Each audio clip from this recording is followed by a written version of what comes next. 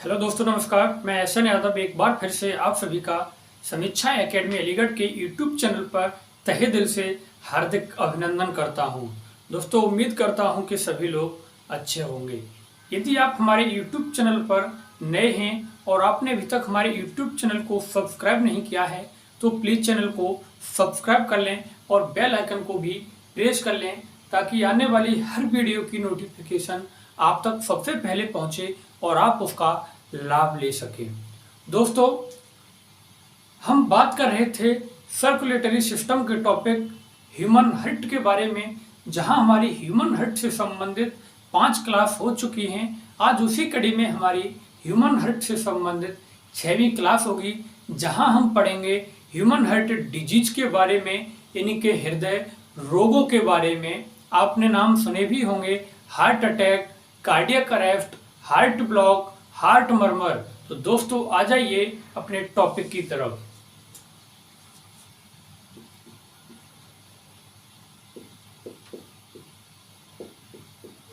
Human heart में दोस्तों ये रोगों के पहले बारे में हम बात कर लेते हैं, कौन कौन से रोग हैं। तो सबसे पहले हार्ट अटैक, दूसरा heart failure, heart block,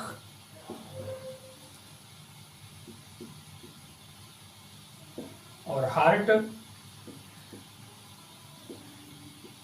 murmur, और लास्ट है कार्डियक अरेस्ट।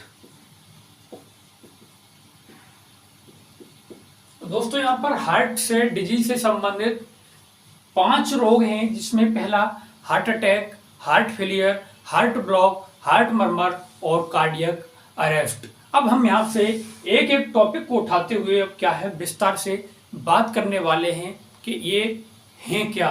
तो सबसे पहले डाल लीजिए आप हार्ट अटैक, ये है क्या।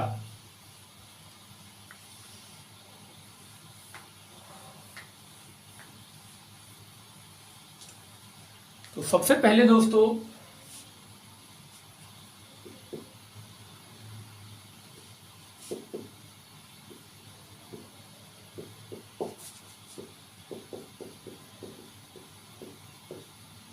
Heart attack.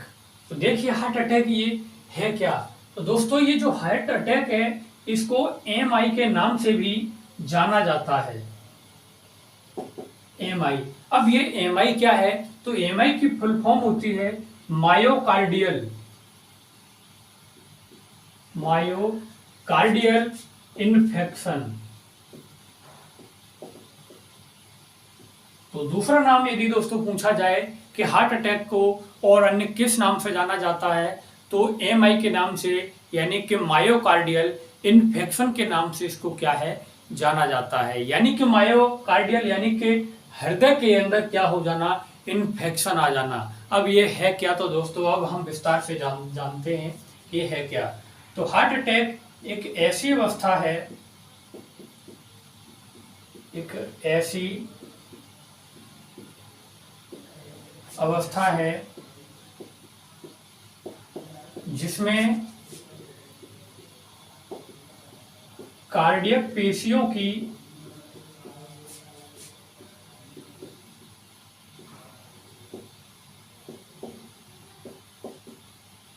मृत्यु हो जाती है। यानी कि हार्ट अटैक एक ऐसी अवस्था है जिसमें जो कार्डियक पेशियां होती हैं, यानी कि हृदय पेशियां, वो क्या है, मर जाती हैं। अब ये मरती क्यों हैं? तो उस चीज को भी देखिए, कार्डियक पेशियां यानी कि मरती क्यों हैं। तो मरती क्यों हैं? तो इसका कारण है रुधिर प्रवाह का धीमा हो जाना। रुधिर प्रवाह का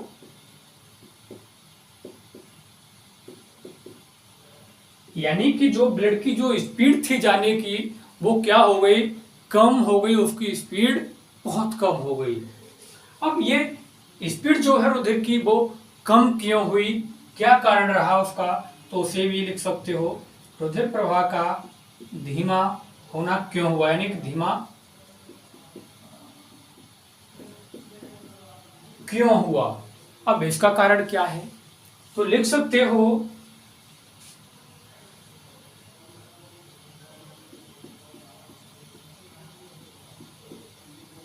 कोरोनरी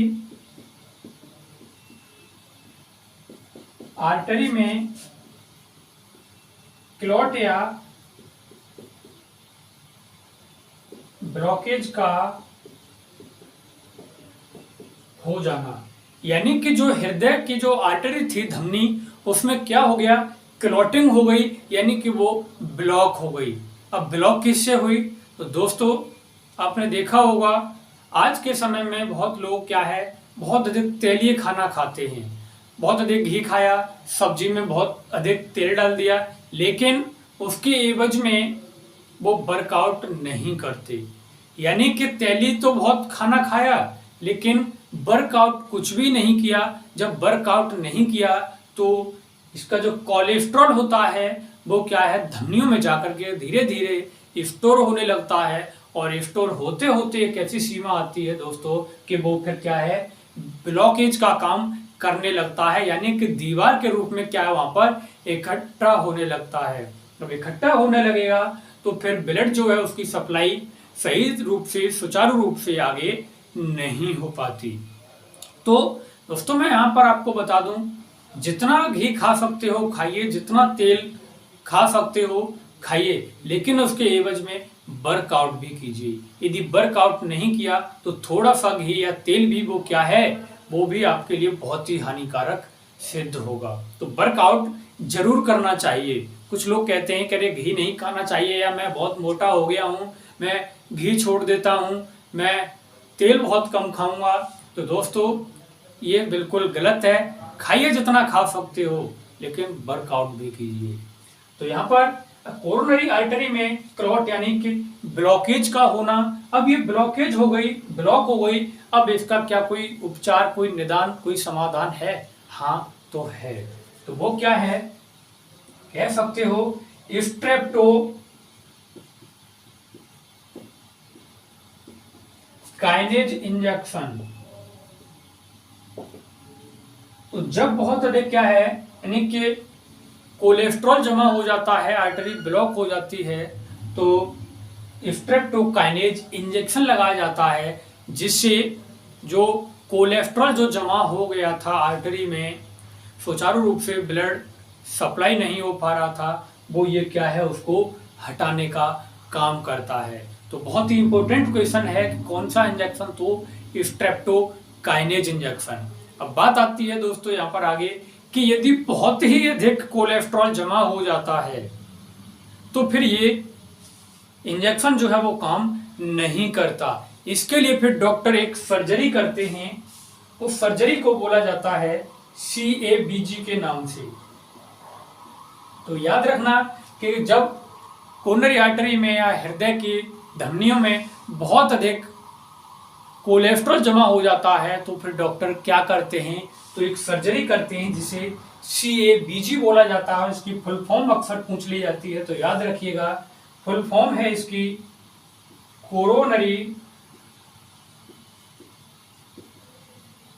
आर्टरी बाईपास ग्राफ्टिंग। क्या नाम है उसका? Coronary artery bypass grafting. इस सर्जरी के द्वारा इस ब्लॉकेज को, यानी कि इससे हमारा कोई मतलब नहीं रहता, यानी कि इस सर्जरी को करने के लिए जो या तो पैरों की सैफाइनस शिरा का प्रयोग किया जाता है या मस्तिष्क की कोरोनरी आर्टरी का क्या है, प्रयोग किया जाता है, जिसके द्वारा फिर क्या है, हमारा हृदय जो है वो सुचारू रूप से ब्लड को पंप करता है और ब्लड जो है वो पूरी बॉडी में आराम से बिल्कुल फुल पूरी स्पीड के साथ क्या है, पहुंच जाता है, सप्लाई हो जाता है। तो दोस्तों ये था हार्ट अटैक।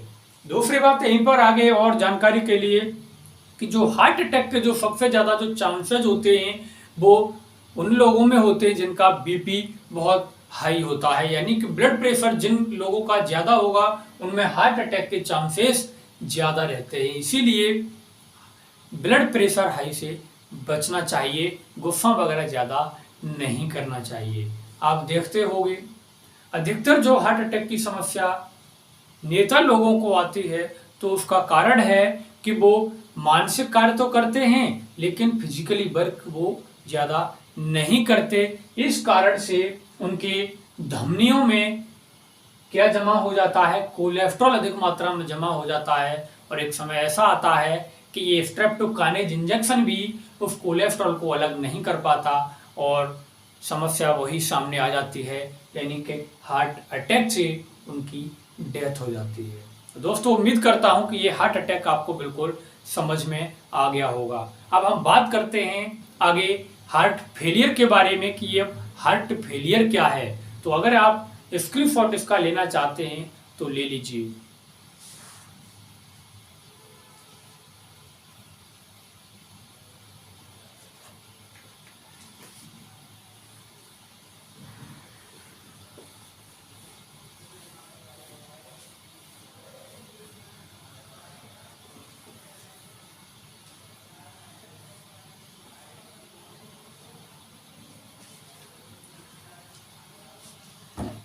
आगे है हार्ट फेलियर।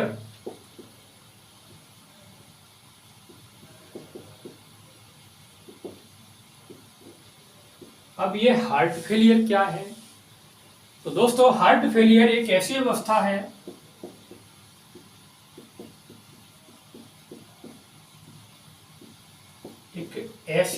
है जिसमें हृदय ऑक्सीजन को ऊतकों तक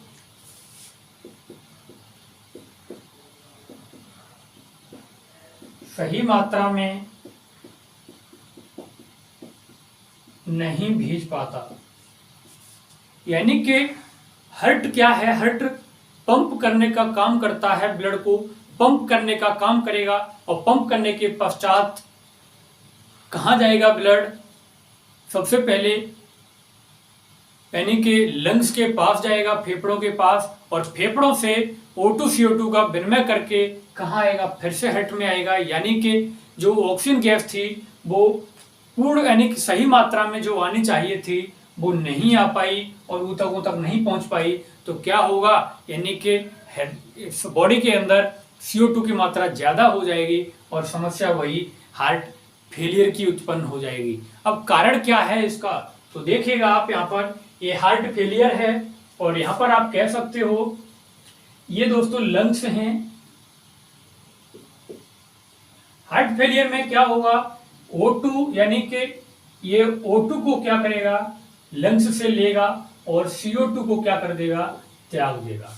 इसका मतलब ये CO2 त्याग दिया और इसका मतलब O2 को ग्रहण कर लिया किसने? हार्ट ने। अब लंग्स को क्यों जोड़ दिया इसको? तो दोस्तों लंग्स जो है O2 और CO2 को यानी कि CO2 को हमारी बॉडी से बाहर भेजने का काम करते हैं और O2 को हमारी बॉडी में सप्लाई करने का काम करते हैं। तो मान लीजिए लंग्स में यानी कि बहुत अधिक क्या हो गया? श्लेष्मा जमा हो गया। श्लेष्मा यानी कि द्रव्य जमा हो गया और जब ये द्रव्य जमा हो गया श्लेष्मा, तो जो लंग्स की जो ऑक्सीजन CO2 को यानी कि जो छानने की जो क्षमता थी, कैपेसिटी, वो क्या हो गई? कम हो गई। तो कह सकते हो ये जमा हो गया, जिससे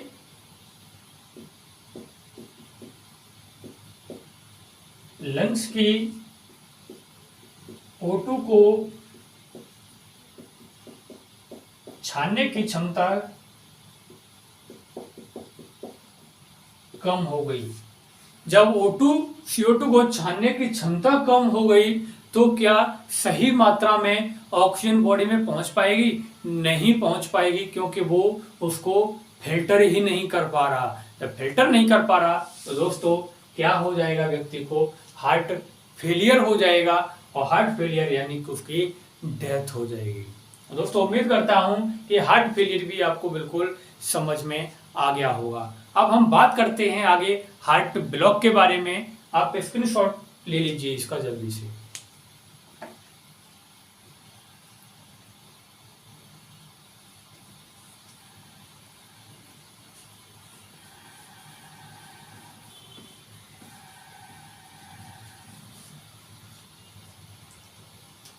आगे है हार्ट ब्लॉक।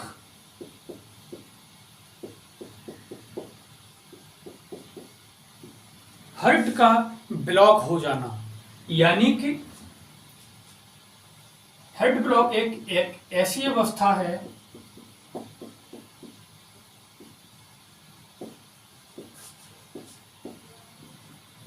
जिसमें हृदय के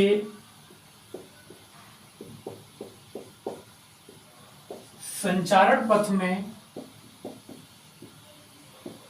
डिफेक्ट यानी कि बेकार आ जाता है।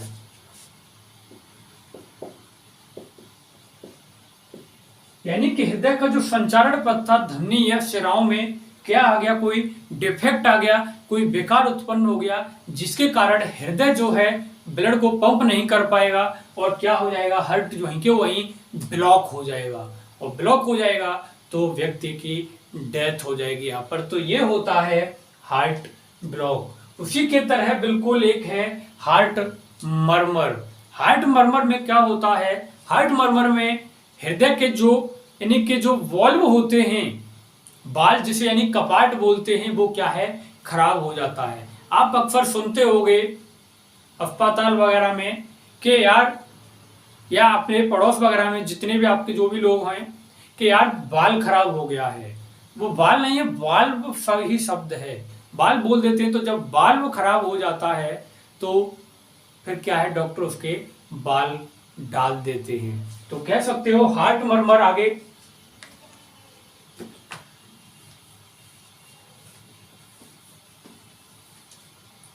दूसरा क्या है, हार्ट मर्मर।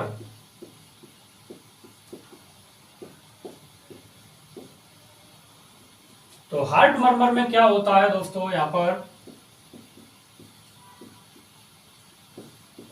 हृदय के कपाट यानी कि वॉल्व में डिफेक्ट का आना, यानी कि यदि वाल्व खराब हो गए तो वहां पर कौन सा रोग होगा, हार्ट मर्मर होगा और व्यक्ति की डेथ होने का बहुत ज्यादा खतरा बढ़ जाता है। इसके बाद एक और है कार्डियक अरेस्ट। लास्ट क्या है, कार्डियक अरेस्ट। अब ये क्या है कार्डियक अरेस्ट, तो दोस्तों वही हमने जो कल की पिछली क्लास में बात की थी ईसीजी के बारे में। यानी कि कार्डियक अरेस्ट क्या है, तो कह सकते हो हार्ट बीट का बंद हो जाना। यानी कि इस तरीके से ये धमनी, यानी कि इस तरीके से ये बीट चल रही थी इस तरीके से, और क्या हो गई, एक साथ बिल्कुल प्लेन हो गई ये लाइन। तो यानी पहले तो इस तरीके से चल रहा था, ब्लड पंप इस तरीके से हो रहा था, यानी कि हार्ट बीट चल रही थी इस तरीके से, और धीरे एक साथ कम हुई, फिर ज्यादा हुई, और एक समय ऐसा आया कि बिल्कुल ये रेखा प्लेन हो गई। यानी कि क्या हो गया, कार्डियक अरेस्ट। यानी कि हृदय बिल्कुल किस अवस्था में चला गया, रेस्ट की अवस्था में चला गया। तो दोस्तों ये होता है कार्डियक अरेस्ट और ये है हार्ट मर्मर। दोस्तों उम्मीद करता हूं कि ये आपको समझ में आ गया होगा। इसके बाद हम एक और रोग की बात करते हैं, बहुत ही इम्पोर्टेंट, जो आपने सुना होगा कि बच्चे के दिल में छेद है। तो स्क्रीनशॉट इसका लेना चाहें तो ले लीजिए। उसके बाद फिर हम बहुत ही इम्पोर्टेंट बात करने वाले हैं, यानी कि ब्लू बेबी सिंड्रोम के बारे में।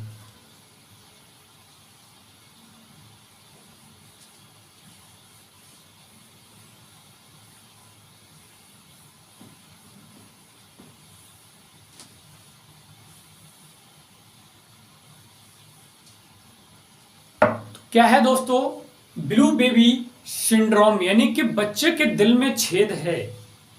दोस्तों ये जो है बचपन से, यानी कि जन्म के बाद ही बच्चे के दिल में छेद होता है। अब इसके कारण क्या है उसी को लेकर के हम अब बात करने वाले हैं। तो देखिएगा ये दिल हुआ, आप जो दिल को बनाते हो इस तरीके से, ये भी चलेगा, कोई दिक्कत नहीं है इसमें भी। इसके क्या है, आप इस तरीके से पार्ट कर दीजिए। आप ऐसे भी अगर दिल से ही समझना चाहते हैं बिल्कुल, तो भी आप सारी चीजें जो मैंने आपको हृदय की स्ट्रक्चर वगैरह बनाई पिछली क्लासों में, आपको बताया किस तरीके से हृदय पंप करता है, क्या करता है, अब इसके माध्यम से समझ सकते हो। इसे ऊपर वालों को अलिंद कह सकते हो, नीचे को नीला कह सकते हो। तो यहाँ पर होता क्या है, ये हृदय हुआ, 4 पार्ट हुए, तो यहाँ पर ये जो अलिंद है,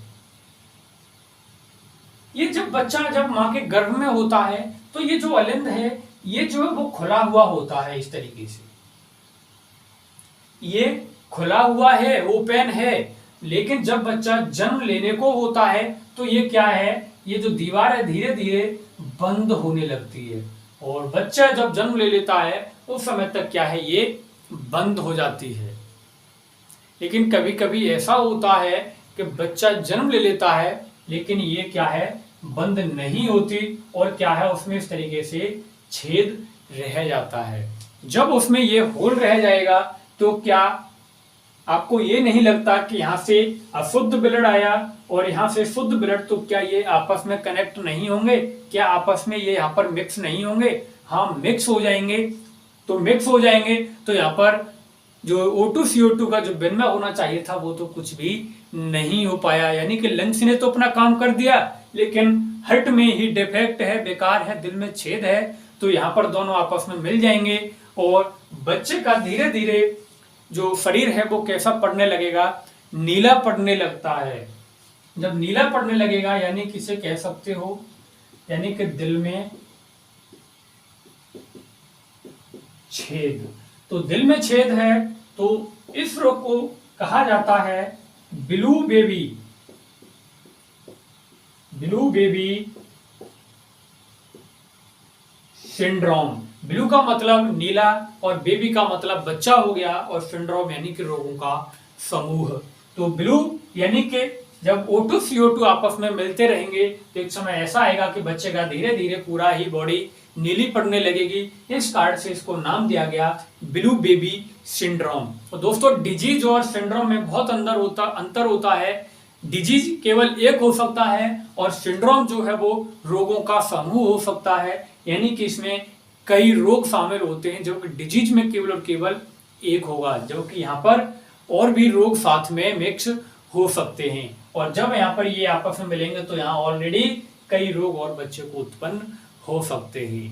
तो जब दिल में छेद होता है तो फिर आज के समय में अब इसका भी इलाज है। अब क्या है, इसको दिल के छेद जो है उसको अब डॉक्टर क्या है, सर्जरी के द्वारा बंद कर देते हैं। तो दोस्तों, यहाँ पर और भी जानकारी के लिए मैं आपको बता दूं कि यदि माता को जिंक की कमी हुई तो समझ लीजिए पक्का बच्चे के दिल में छेद होगा। तो इसीलिए माँ के लिए पोषण में जिंक की कमी नहीं होनी चाहिए। अगर जिंक की कमी हुई तो दिल में छेद होगा। तो जिंक ही एक ऐसा माध्यम है, एक ऐसा पोषण है, एक ऐसा एलिमेंट यौगिक है कि वो क्या है, दिल में छेद नहीं होने देता। तो ये माँ के लिए जिंक की कमी नहीं होनी चाहिए। दोस्तों, उम्मीद करता हूं ये आपको बिल्कुल समझ में आ गया होगा। दूसरी बात, कल भी हमने एक बात की थी कि हृदय जो आवाज करता है, साउंड ब्लड को पंप करते समय, तो आवाज आती है लब डब के रूप में, यानी कि लब डब लब डब। यदि दिल में छेद हुआ तो फिर क्या आवाज आती है, तो हृदय से आवाज आती है उस समय यदि दिल में छेद है तो। यदि दिल में छेद है तो हृदय से मरमर के रूप में, या कह सकते हो हृदय जो है मरमर के रूप में क्या है, आवाज उत्पन्न करता है। बहुत ही इंपॉर्टेंट है वहां पर लब डब सिंपली, और यदि दिल में छेद है तो आवाज क्या होगी, मर मर मर मर मर मर। तो इस तरीके से क्या है, आप हार्ट डिजीज के बारे में, हृदय रोगों के बारे में क्या है बता सकते हो। तो दोस्तों, उम्मीद करता हूं कि ये आपको बिल्कुल समझ में आ गया होगा। दोस्तों, इसी के साथ थैंक यू वेरी मच।